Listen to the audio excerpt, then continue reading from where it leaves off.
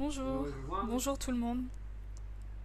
Session de questions et réponses pour la leçon 8, la perception de la réalité.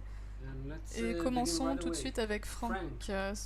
Son prénom est Franck, mais son pseudo est Moi Mai.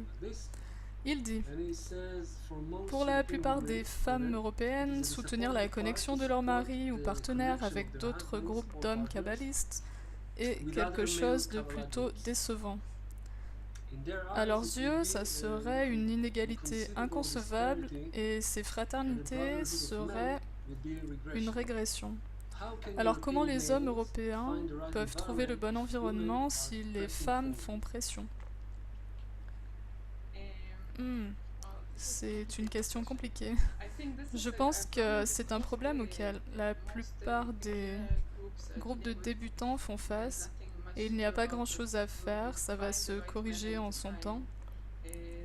Vous allez trouver comment gérer ces relations entre les femmes dans le groupe et les hommes dans le groupe sans devenir fanatiques, et dans les deux directions. Et je pense que pour les femmes, ça peut être parfois même motivant. Je veux dire, non, vous n'avez pas à soutenir en agitant des drapeaux. Allez les hommes, unissez-vous. Non. Ça fait juste partie de l'éducation et du rôle de la femme. Pas grand-chose à dire là-dessus. S'il y a dans le monde 95% des femmes qui sont professeurs, alors pourquoi ne pas continuer dans la vie de tous les jours? Je suis un homme et je ne comprends même pas la question. Tu peux me la simplifier? Je suis peut-être fatiguée. Oui, moi aussi. La question est en fait que les femmes ont du mal à gérer leur rôle, celui d'aider les hommes à se connecter, à s'unir dans une sorte de fraternité, groupe d'hommes. Et elles pensent que c'est une forme régressive de la société. Et à propos, je pense qu'un tel groupe, peu importe que vous pensiez que c'est régressif ou non, la question est: se réunissent-ils pour boire des bières, pour un film, pour le foot ou pour des cours de Kabbalah? Et dans tous les cas, de toute façon, les hommes et les femmes sont bien différents dans leur façon d'étudier, d'apprendre.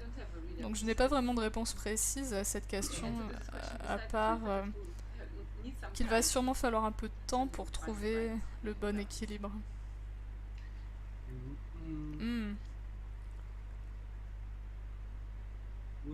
Et on parle de la culture européenne qui est quelque peu éloignée de la nature, telle que la nature nous a faite.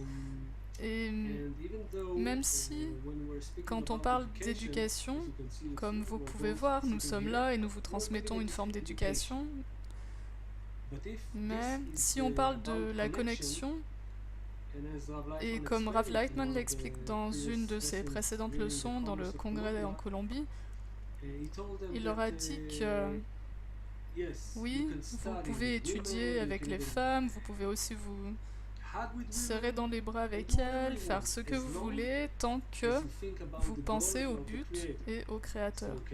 Alors, pouvez-vous rester avec toutes ces belles femmes dans le monde, étudiant la Kabbalah et rester concentré?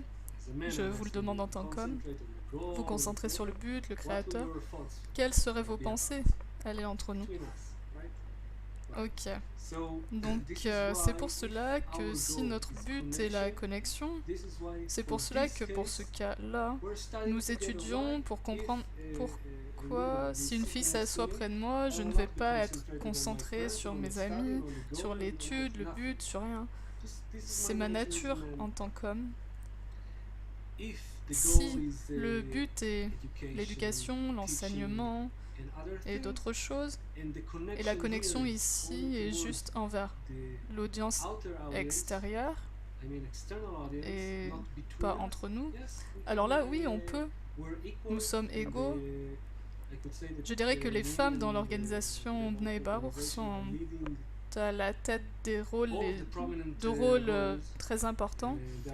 Elles sont même bien meilleures que nous, plus, je ne sais pas, plus fortes, ont beaucoup plus de désir. Et nous devons juste nous concentrer, nous connecter, nous les hommes, aux hommes, ou regarder un match de foot. Non, sérieusement, ce n'est pas à propos de ça. Vous devez aussi vous rappeler que encourager n'est pas un rôle qui est moins important, il est juste différent. Vraiment, si vous regardez dans le monde comment, enfin, les métiers que les femmes occupent, ça serait plutôt des métiers basés sur l'attention, le soutien.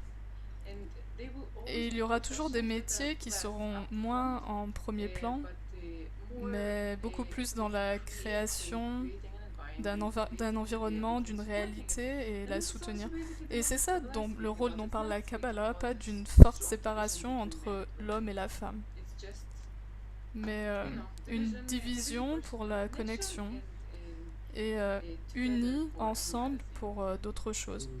On en parlera au second semestre du rôle des hommes et des femmes, comment s'unir dans la spiritualité et aussi à propos de l'éducation, et nous verrons que quand on essaye de forcer la parité ou l'équivalence totale, les hommes et les femmes qui font tout de la même façon, par cela, en fait, vous détruisez toute la structure que la nature a créée.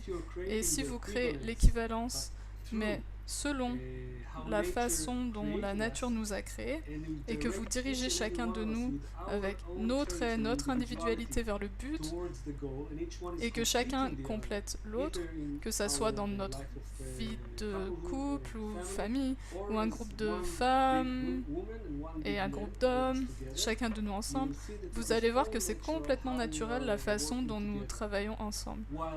Pendant que d'autres cultures tentent de détruire les différences naturelles, cela va juste créer des confusions et des problèmes.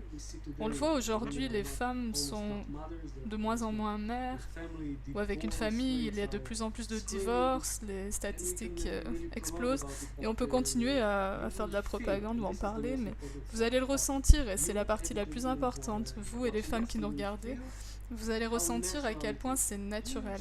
Analysez et vous nous direz. Ok, passons à la question suivante. On pourrait peut-être plutôt la mettre dans un autre clip parce que ça concerne un autre sujet. Vous voyez, ce sont les femmes qui décident. C'est vrai.